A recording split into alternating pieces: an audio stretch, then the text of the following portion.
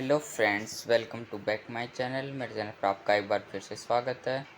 दोस्तों, आज हम पॉलिटिकल साइंस का चैप्टर 2 दो ध्रुवीयता का अंत स्टार्ट करेंगे।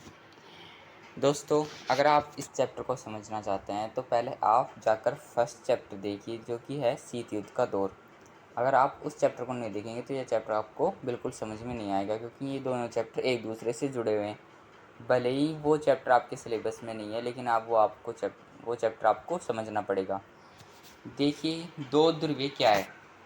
शीत युद्ध आपको पता है कि शीत युद्ध क्या है। मैंने फर्स्ट चैप्टर में बता रखा है कि शीत युद्ध क्या है। जब द्वितीय विश्व युद्ध समाप्त हुआ तो दो ऐसी शक्ति उभर कर आई जिसे दो ध्रुवीय कहा जाता है। एक तो अमेरिका, यानी कि अमेरिका में शामिल कुछ देश जिसे नाटो कहा जाता है, और एक सोवियत संघ यानी कि रूस और उसमें शामिल देश। ये दो शक्ति उभर कर आई जिसे पहली दुनिया और दूसरी दुनिया कहा जाता है। तो इन्हें दो ध्रुवीय भी कहा जाता है। अब ये चैप्टर ये बताता है हमें कि इन दो ध्रुवीय में से एक का अंत कैसे हुआ, यानी कि जो दो ध्रुवीय थे उनमें से एक का अंत हो गया और एक बचा।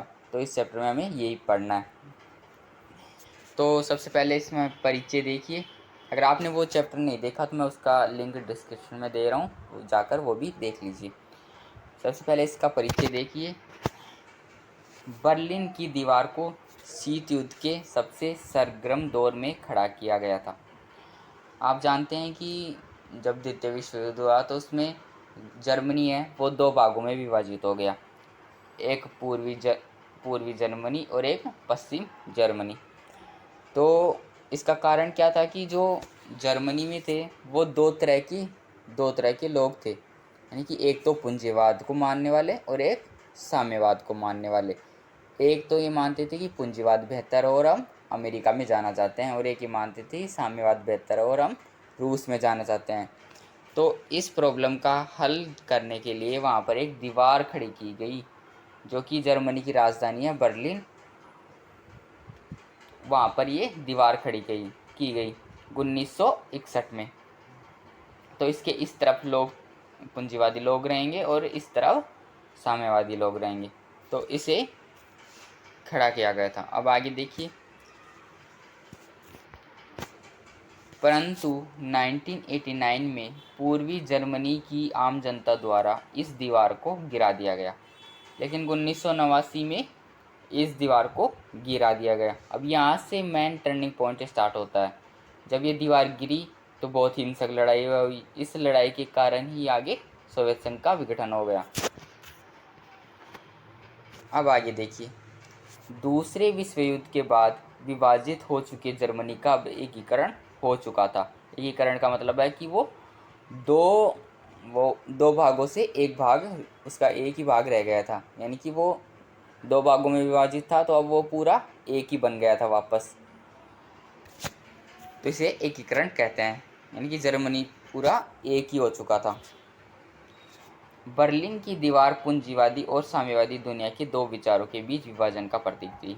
वही है जो मैंने आपको बताया, यानी कि उसमें दो तरह के लोग थे, एक तो पूंजीवादी और एक साम्यवादी, यानी कि दोनों अलग अलग धर्मों को मानते थे, यानी कि अलग अलग अर्थव्यवस्था को मानते थे। कोई कहता था कि मैं पूंजीवादी अच्छी है और कोई कहता था कि साम्यवादी अच्छी है। तो इसलिए वो दीवार का निर्माण हुआ। अब नेक्स्ट देखिए। बर्लिन की दीवार 28 वर्षों तक खड़ी रही और आखिरकार जनता ने इसे 9 नवंबर 1989 को तोड़ दिया। 28 वर्षों तक ये दीवार खड़ी रही, 1961 से 1989 तक, और 1989 को जनता ने इसे तोड़ दिया क्योंकि जनता भड़क चुकी थी। और इसे भड़काने का काम किसका था? अमेरिका का। अब आप देखिए सोवियत, यहाँ से आपका मेन चैप्टर स्टार्ट होता है। वो सिर्फ परिचय था आपको बताने के लिए। अब यहाँ से देखिए सोवियत प्रणाली क्या थी। आप जानते हैं कि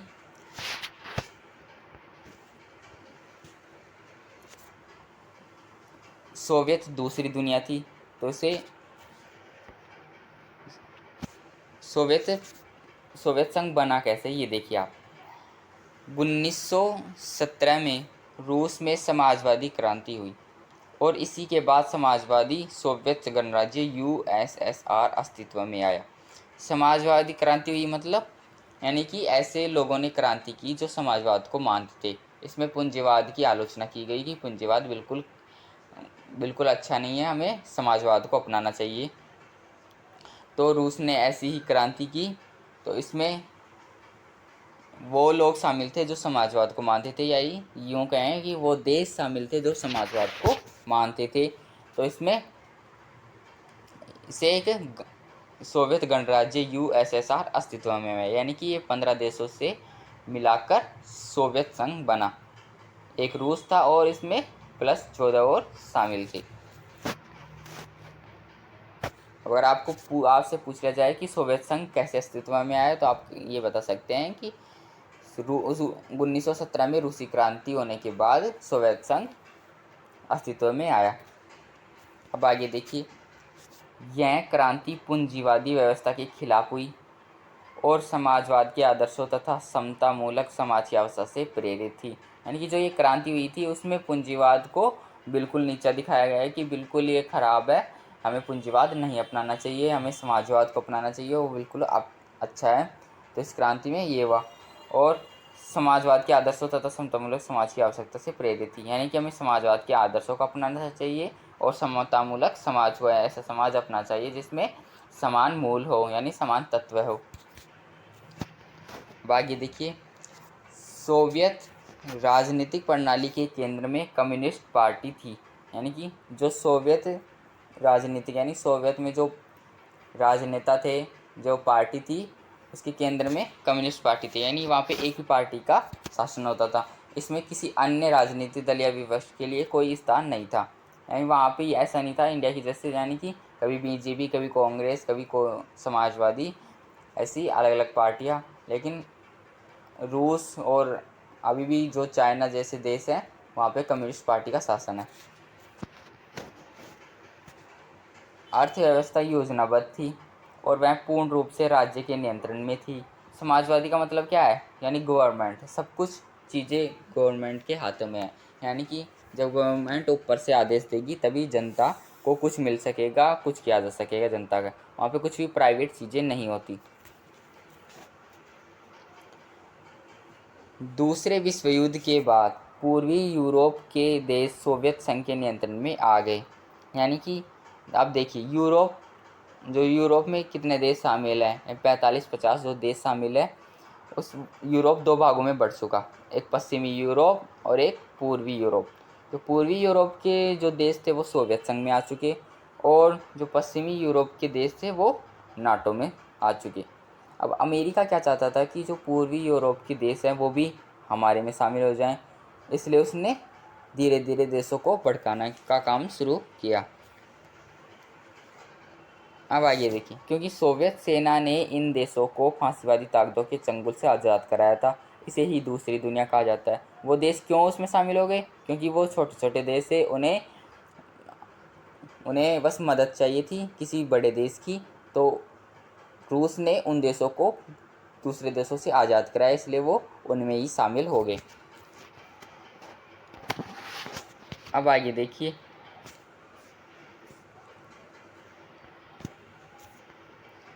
दूसरे विश्व युद्ध के बाद सोवियत संघ एक महाशक्ति के रूप में उभरा। द्वितीय विश्व युद्ध 1945 में समाप्त हो गया था। उसके बाद से दो महाशक्तियाँ हमें देखने को मिलती है, एक तो अमेरिका और एक रूस। तो द्वितीय विश्व युद्ध के बाद सोवियत संघ एक महाशक्ति के रूप में उभर कर सामने आया। अमेरिका को यदि छोड़ दिया जाए तो सोवियत संघ की अर्थव्यवस्था बाकी विश्व के मुकाबले में कहीं अधिक विकसित थी। यानी कि दो शक्तियाँ आपस में आमने सामने थी, एक अमेरिका और एक सोवियत संघ। इसी वजह से शीत युद्ध चालू हुआ, क्योंकि दोनों शक्तियाँ एक दूसरे के साथ मिलजुल कर नहीं रहती थी, यानी कि एक दूसरे को देख नहीं सकती थी और एक दूसरे पर आरोप लगाती थी।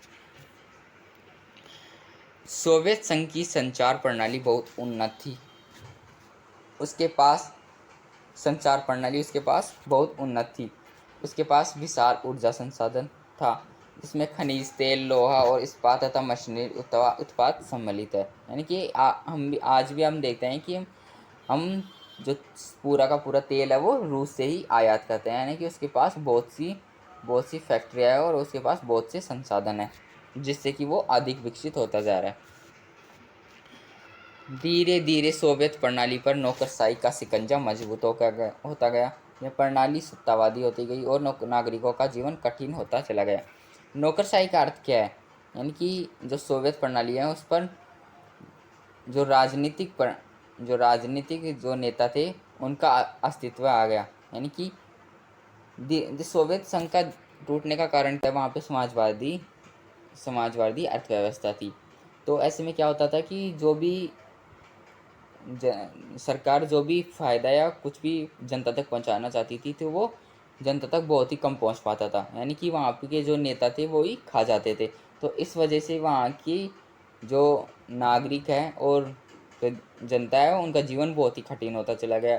इसलिए ये देश टूटने का कहीं ना कहीं कारण ये भी बताया जाता है कि वहाँ की जो नौकरशाही शिकंजा है वो मजबूत होता चला गया।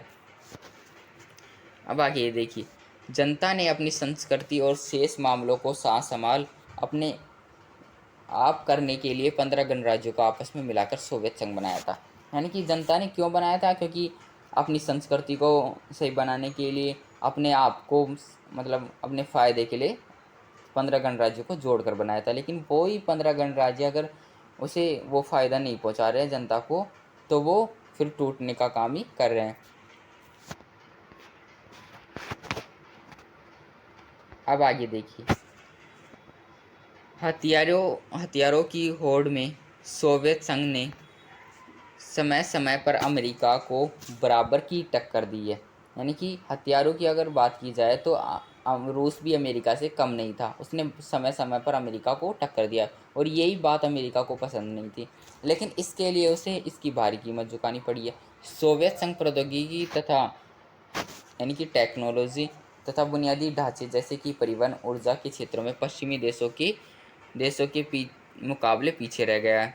यानी कि वो इन सब में पश्चिमी देशों से पीछे रह चुका है। और सोवियत संघ ने 1979 में अफगानिस्तान में हस्तक्षेप किया। अब यहाँ से देखिए, उसकी टूटने की शुरुआत तो पहले से हो जाती है, लेकिन उसने यहाँ पे बहुत बड़ी गलती कर दी थी। उसने मतलब यहाँ से ज़्यादा गलती की, यानी कि उसे पाकिस्तान में नहीं घुसना चाहिए था। हुआ ये कि अफ़गानिस्तान, सॉरी मैंने पाकिस्तान बोला है, एक अफ़गानिस्तान देश है जो कि भारत का पड़ोसी देश है और जो रूस है उसके नीचे ही आता है, बिल्कुल नीचे में। तो वो अफ़गानिस्तान है, वो भी अमेरिका में शामिल होना चाहता था। तो उस अफ़गानिस्तान में रूस घुस गया, उसने हस्तक्षेप कर दिया, वहाँ पे अपना दबदबा बनाना चाहता था। यानी कि रूस ने उसमें युद्ध छेड़ दिया। अब क्या हुआ कि जो अमेरिका था वो उसे पीछे से सेना दे रहा था, यानी कि वो पाकिस्तान के ज़रिए अफ़गानिस्तान को सेना दे रहा था और ये युद्ध चला। तो इस कारण भी रूस फिर कमज़ोर पड़ गया और उसकी ताकत बिखरने लगी। और इससे भी जो उसके देश से 15 गणराज्य उसने मिलाकर बनाए थे वो भी उसके खिलाफ हो गए कि तुमने अफ़गानिस्तान में बिना बिना किसी बात के हमला क्यों किया। तो इस वजह से भी एक टूटने का कारण ये भी है कि उसने 1979 में अफ़गानिस्तान में हमला किया। और आज की डेट में जो आप तालिबान देखते हैं वो कहाँ से आए हैं? वो इसी युद्ध से आए हैं, क्योंकि अमेरिका वहाँ पे एक ऐसी फोर्स तैयार करता था जिसे तालिबान कहा जाता है। उस तालिबान को अमेरिका ने ही तैयार किया था। अब तो आप समझ गए होंगे। अब देखिए, 1970 के दशक के अंतिम सालों में यह अव्यवस्था लड़खड़ा रही थी और अंततः रुक सी गई थी। अब यहाँ से सोवियत संघ के टूटने की शुरुआत होती है, क्योंकि उसने बहुत से ऐसे काम किए जो उसे नहीं करने चाहिए थे। अब आगे देखिए, गोरबाचेव और सोवियत संघ का विघटन। गोरबाचेव यहाँ पे एक नेता थे जो कि सोवियत संघ की तरफ से थे। मिखाइल गोरबाचेव, इनका पूरा नाम था मिखाइल गोरबाचेव, थोड़ा बहुत याद रखना आप, ने इस व्यवस्था को सुधारने की पूरी कोशिश की। वे 1980 के दशक के मध्य में सोवियत संघ की कम्युनिस्ट पार्टी के महासचिव बने। महासचिव एक पद होता है जो कि सोवियत संघ में होता है, उसके वो 1980 के दशक में नेता बने। 1991 में एक तख्तापलट भी हुआ। कम्युनिस्ट पार्टी से संबंधित गर्म पंथियों ने इसे प्रोत्साहन दिया।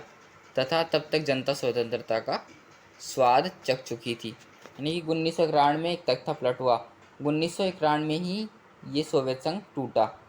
क्यों टूटा? क्योंकि कम्युनिस्ट पार्टी से संबंधित गर्मपंथियों ने, कि गर्मपंथियों का मतलब है ऐसे भड़काऊ लोग जो कि भड़काए थे, उन्होंने हमेशा प्रोत्साहन दिया। तब तक जनता स्वतंत्रता का स्वाद चख चुकी थी। यानी कि आप ये समझिए कि 1991 तख्ता पलट का मतलब है कि वहाँ सोवियत संघ का विघटन होना। मध्य एशियाई गणराज्यों ने अपने लिए स्वतंत्रता की मांग नहीं की, वे सोवियत संघ के साथ ही रहना चाहते थे। कुछ देश थे मध्य एशियाई के जो ये कहना चाहते कि हमें समाजवादी अर्थव्यवस्था ही चाहिए, हम रूस के साथ ही रहना चाहते हैं। सन 1991 के दिसंबर में येल्त्सिन के नेतृत्व में सोवियत संघ के 3 बड़े गणराज्य रूस, यूक्रेन और बेलारूस ने सोवियत संघ की समाप्ति की घोषणा की। यानी कि एक तो रूस हो गया, एक यूक्रेन जो अभी भी आप देखते हैं कि युद्ध चल रहा है, और बेलारूस, ये तीनों ही बड़े देश थे और इन तीनों ने ही सोवियत संघ के विघटन की घोषणा की। यानी कि इन तीनों ने कहा कि अब सोवियत संघ नहीं रहा, हम सोवियत संघ के विघटन की घोषणा करते हैं, आज के बाद कोई सोवियत संघ नहीं रहेगा, हम अलग अलग देश बन जाएंगे। तो ये सारे देश सोवियत संघ से अलग टूट गए। अब जो सोवियत संघ का सोवियत संघ तो था, लेकिन उसका जो उत्तराधिकारी था वो रूस को बना दिया गया। यानी कि अब उसमें कुछ ही देश शामिल रहे। कम्युनिस्ट पार्टी को प्रतिबंधित कर दिया गया और परिवर्तित सोवियत गणराज्यों ने पूंजीवादी और लोकतंत्र को अपना आधार बनाया। जो कम्युनिस्ट पार्टी थी वो तो अब रूस में ही चलती थी। यानी कि रूस में तो अभी भी कम्युनिस्ट पार्टी है, लेकिन जो उससे अलग हुए गणराज्य है उसने कम्युनिस्ट पार्टी को निषेध अधिकार कर दिया। यानी कि वो कम्युनिस्ट पार्टी को नहीं अपनाना चाहते थे, उन्होंने पूंजीवादी और लोकतंत्र को अपना आधार बनाया। यानी कि जो अमेरिका में है पूंजीवादी और लोकतंत्र, उसे ही उन्होंने अपनाया। अब देखिए, रूस को सुरक्षा परिषद में सोवियत संघ की सीट मिली। सोवियत संघ ने जो अंतर्राष्ट्रीय करार और संधियां की थी उन सबको निभाने की जिम्मेदारी अब रूस की थी। सोवियत संघ अब नहीं रहा, वह सदैव के लिए समाप्त हो चुका था। 1900 अगर आपसे पूछ लिया जाए कि सोवियत संघ समाप्त कब हुआ, तो 1991 में। अगर सबसे प्रमुख कारण पूछा जाए तो पाकिस्तान में सोवियत संघ का हस्तक्षेप। अब यहाँ पे देखिए कि जो सोवियत संघ उसके टूटने के बाद जो सुरक्षा परिषद की जो सीट थी वो भी रूस को दे दी गई, और जितनी संधियाँ हुई थी उन सब की जिम्मेदारी भी रूस को दे दी गई। क्योंकि अब सोवियत संघ नहीं रह चुका था तो सारी जिम्मेदारी रूस पे आ चुकी थी, सबसे बड़ा देश था वो, इसलिए उसे सब चीज़ की जिम्मेदारी आ गई थी। अब आगे देखिए, आखिर ये प्रश्न बनता है कि सोवियत संघ का विघटन क्यों हुआ? क्या ऐसा कारण था कि सोवियत संघ का विघटन अचानक हो गया? ये सभी दुनिया की मन में प्रश्न था। जनता के मन में एक ही सवाल था कि आखिरकार विश्व की दूसरी महाशक्ति का अंत अचानक कैसे हो गया? सोवियत संघ की राजनीतिक आर्थिक संस्थाएं अंदरूनी कमजोरी की वजह से लोगों की आकांक्षाओं को पूरा करने में असफल रही। यही सोवियत संघ के पतन का कारण था। क्योंकि जो सोवियत संघ था, वहाँ की सरकार थी वो जनता के अधिकारों का ध्यान नहीं रखती थी, उनकी ज़रूरतों को पूरा नहीं कर पाती थी, इसलिए जनता उनके खिलाफ हो गई थी और वो सोवियत संघ टूट चुका था। अब आगे देखिए, सोवियत संघ प्रशासनिक तथा राजनीतिक रूप से गतिरोध हो चुका था। 70 सालों तक कम्युनिस्ट पार्टी ने सोवियत संघ पर शासन किया। 70 साल तक 1900 अब देख लिए 1917 से लेकर 1990 तक लगभग 70 साल हो गए। 70 सालों तक कम्युनिस्ट पार्टी ने ही शासन किया। अब देखिए, विघटन की परिणीतियाँ मतलब परिणाम कि विघटन की क्या परिणाम हुए। तो देखिए, सोवियत खेमे की समाप्ति का एक मतलब था नए देशों का उदय। इन सभी देशों की अपनी स्वतंत्र पहचान तथा पसंद है। सोवियत खेमे की समाप्ति का मतलब था कि नए देशों का उदय। अब नए देश कौन से थे? वही 15 देश जो कि सोवियत संघ से टूटकर अलग हो गए थे, जिनमें तजाकिस्तान, तुर्कमेनिस्तान और यूक्रेन, यूगोस्लाविया जैसे जो देश हैं, बेलारूस, ये सारे देश नए देशों के रूप में उभर कर सामने आए। इनमें से कुछ देश यूरोपीय संघ से जुड़ना तथा नाटो उत्तर अटलांटिक संधि संगठन से जुड़ना चाहते थे। यानी कि इनमें से जो कुछ देश थे वो नाटो से जुड़ना चाहते थे। और अभी भी आप देख रहे हैं यूक्रेन भी नाटो से जुड़ना चाहता है, क्योंकि अमेरिका ने उसे उकसाया है कि तुम हमारे में शामिल हो जाओ। तो अभी भी जो युद्ध चल रहा है वो इसी वजह से चल रहा है, क्योंकि रूस को ये पसंद नहीं है अगर यूक्रेन नाटो में शामिल हो गया तो अमेरिका की सेना उसके बॉर्डर पर आ जाएगी और उसे नुकसान पहुंचा सकती है। शीत युद्ध की समाप्ति के समय सिर्फ दो संभावनाएं थी, या तो बची हुई महाशक्ति का दबदबा रहेगा और एक ध्रुवीय विश्व का निर्माण होगा, या फिर कई देश अथवा देशों के अलग अलग समूह अंतर्राष्ट्रीय व्यवस्था में महत्वपूर्ण मोहरे के रूप में उभरेंगे। जनता के मन में दो ही सवाल थे कि अभी दो ध्रुव का अंत हो चुका है, एक ध्रुव बचा है यानी कि अमेरिका। अब वो ही शक्तिशाली रहेगा और उसी का दबदबा रहेगा, और अभी तक भी उसी का दबदबा है, लेकिन अब थोड़ा जैसे चाइना उभरा है वैसे ही उसका दबदबा थोड़ा कम होता जा रहा है। अब आगे देखिए, साम्यवादी शासन के बाद शॉक थेरेपी।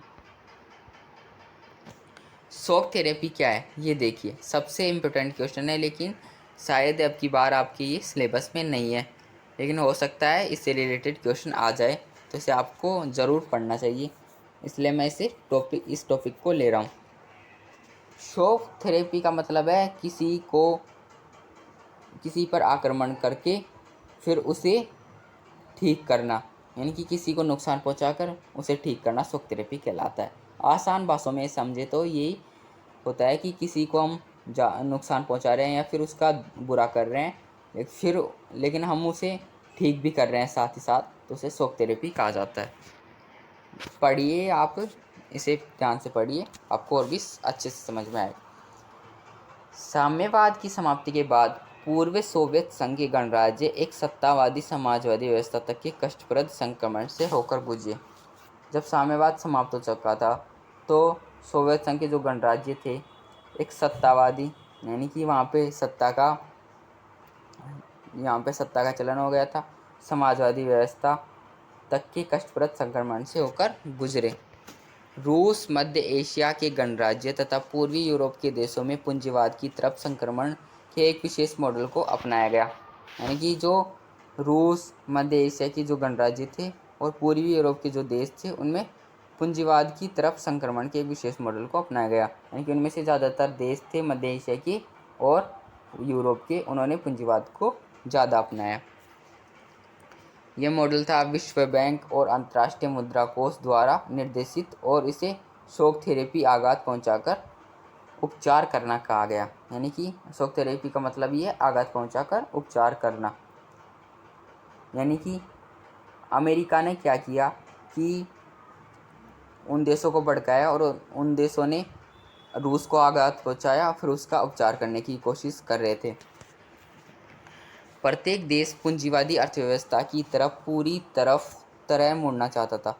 इसका अर्थ था सोवियत संघ के दौर की प्रत्येक संरचना से पूरी तरह छुटकारा पाना। यानी कि जो देश सोवियत संघ से टूटकर अलग हो गए थे वो पूंजीवादी अर्थव्यवस्था में जाना चाहते थे। पूंजीवादी व्यवस्था को अपनाने के लिए वित्तीय खुलापन, मुद्राओं की आपसी परिवर्तन तथा मुक्त व्यापार की नीति महत्वपूर्ण समझी गई थी। अब यहाँ से आपका फर्स्ट पार्ट खत्म होता है। सेकंड पार्ट में हम शॉक थेरेपी के परिणाम, अगर आपसे क्वेश्चन पूछा भी जाएगा तो ये पूछ लिया जाएगा कि शॉक थेरेपी के क्या परिणाम थे, तो ये हम सेकंड पार्ट में पढ़ेंगे। तब तक के लिए बाय, धन्यवाद। वीडियो देखने के लिए आपका बहुत बहुत धन्यवाद।